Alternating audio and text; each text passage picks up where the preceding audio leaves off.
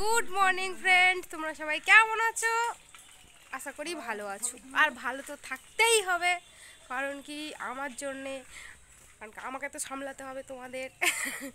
এই দেখো বন্ধুরা, আমাদের তিরপল খাটানো হয়ে গেছে। কাল তো বাড়ি অনুষ্ঠান, জানোই তো। আর এই দেখো আমার বাবা কি করছে, রোজ যা করে। কি করছো বলো? হাই বন্ধুরা, আমি সকালে উঠে ঠাকুর ঘরে বাসনপত্র মাজছি, মেজে তারপরে দোকানে যাব। তো তোমরা সবাই ভালো থাকো আর পাশে থেকো। পাশে থেকো। হুম। বড়মা লাইফস্টাইল আমার হ্যাঁ, বড়মা লাইফস্টাইল আমার ছোট মেয়ে, ওকে তোমরা ওর পাশে থেকো, ওকে তোমরা দেখো।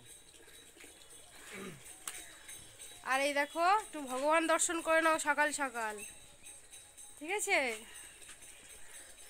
দেখো একটু অন্ধকার হয়ে আছে এখনো, রোদ ওঠেনি না। ও ঠিক আছে, এমনিতেই দেখেছে।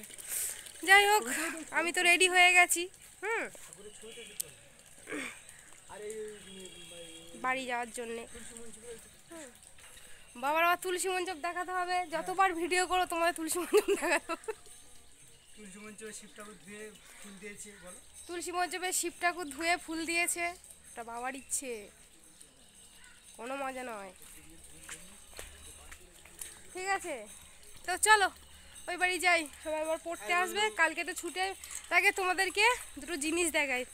দুটো আমাদের আজকে দুটো নতুন অতিথি ফুটেছে। দুটো নতুন অতিথি, এই দেখ, গোলাপ। হ্যাঁ, গোলাপ।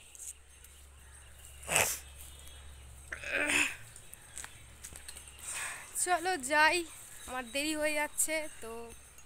চলো, আজকে একটু শরীরটা ভালো আছে, কারণ কি পরে বলবো, ঠিক আছে? চলো টাটা। তো দেখো, বাবা তোমাদেরকে কিছু বলতে চায়, বলো। হ্যালো বন্ধুরা, বড়মা লাইফস্টাইল তোমাদের সমস্ত দর্শককে আমার আন্তরিক অভিনন্দন। তো কালকের বাড়িতে একটা অনুষ্ঠান করছি, সেটা হচ্ছে বিট্টুর জন্মদিন উপলক্ষে একটু বৈষ্ণব সেবা দিয়েছি। তো তোমাদের সবাইকে আমার আন্তরিক ধন্যবাদ এবং নিমন্ত্রণ করছি। তোমরা সবাই আমাদের সুখ দুঃখের পাশে আছো, থাকবে। আমার মিষ্টি মেয়ে, তার পাশেও তোমরা থাকবে, তাকে হেল্প করবে, এইটুকু অভিনন্দন জানালাম। আর কালকে সবাই এসো আমার বাড়িতে। মানে বাবা গুছিয়ে তোমাদেরকে বলতে পারলো কি, একটু গুছিয়ে নাও, ঠিক আছে? বাবার সব ক্যামেরার সামনে তো কোনোদিন কথা বলেনি, এই প্রথম কথা বলছে, তাই একটু তো গুলিয়ে যেতেই পারে। আর তোমরা তো ঠিক করে নিতেই পারো, কারণ কি তোমরা তো সবসময় বলো যে কাকু খুব সাদাসিধে মানুষ, আর একদম ঠিক।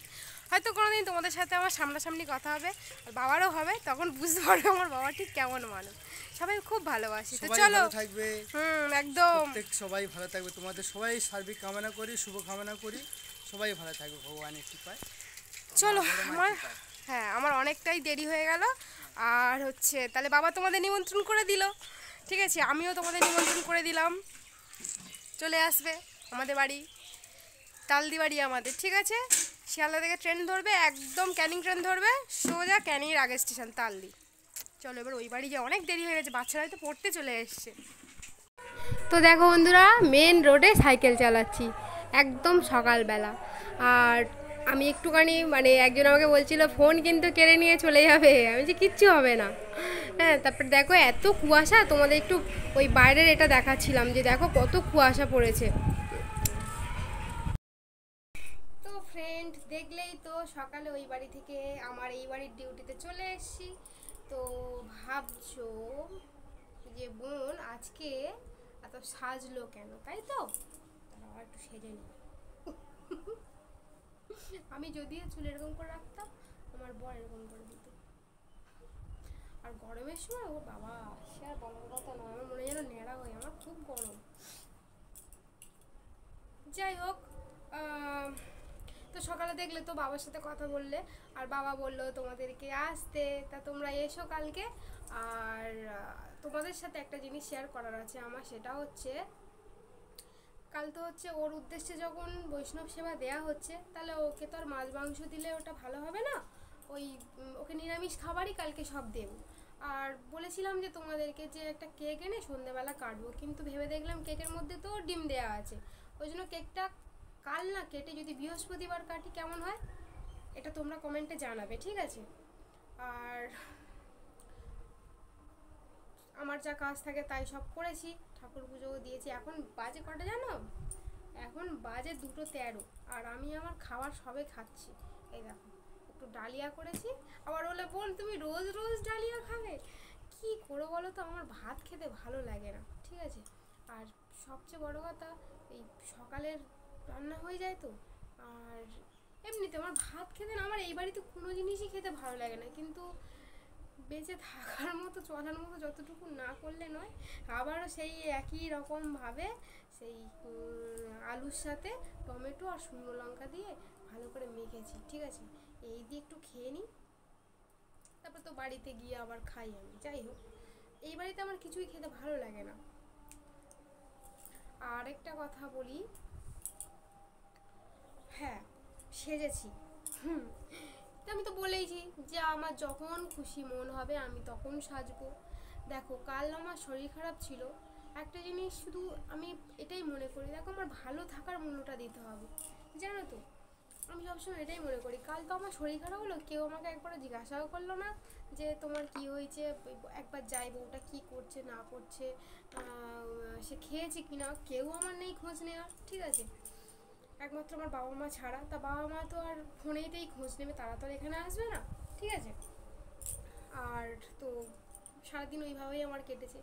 সেই জন্যে দেখবে আমার ভালো লাগাটা কিন্তু কেউ মর্যাদা দেবে না, তোমাদেরকে বলছি না আমি, আর সব অন্য লোকেদের বলছি যারা কুনজরে দেখে, যারা খারাপ মন্তব্য করে তাদেরকেই বলছি যে তোমার ভালো লাগাটা কিন্তু ওরা দেখবে না, ঠিক আছে? তোমার অসুস্থতাটাও দেখবে না, কিন্তু তুমি যদি একটু নিজেকে তোমার মতো করে থাকো সেটাই মহাপাপ। কেন করবে, কিসের জন্য করবে? আরে ভাই আমি আমার মতো থাকবো, আমি তো কারো ঝামেলায় যাই না, ঠিক আছে? আমি কোনটাতে ভালো থাকবো, আমার পুচকু বর কোনটাতে ভালো থাকবো আমি সেটা দেখবো না। আমি তোমাদের খুশির জন্যে, তোমাদের বিয়ে রাখতে গিয়ে আমি আমার নিজের কষ্ট দেবো, আমার দ্বারাটা হবে না। তাই কে কি ভাবলো কে কি ভাবলো না আমার জানার দরকার নেই। আমি যেমন আছি তেমনই চলব, যতদিন আমি আছি, ঠিক আছে? আমি আমার খুশি মতোই চলব। এই সমাজ যদি আমি মানি না, আমি মরেই যাব। এই সমাজ আমি মানতে পারবো না। যে সমাজ এত নোংরা, এত লোভ, এত হিংসা রয়েছে, সেই সমাজে আবার লোকের জ্ঞান দেয়, তা আমার দ্বারা হবে না। তোমাদের মধ্যে হয়তো অনেকে আমাকে বলবে বোন তুমি এটা কি কথা বলছো, কিন্তু একটু আমার দিকে বুঝে দেখো, একটু আমার দিকে ভেবে দেখো, নিশ্চয়ই বুঝতে পারবে। ওই জন্য আমি সত্যি কথা নিজের ভালো থাকাটার মূল্য দিই। আমি যতদিন থাকবো এভাবেই থাকবো, আর তো চলে গেলে হয়েই গেল। ডালিয়ার মধ্যে আজকে একটু ডাল দিয়েছি আর ওই আলু টমেটো মাখা।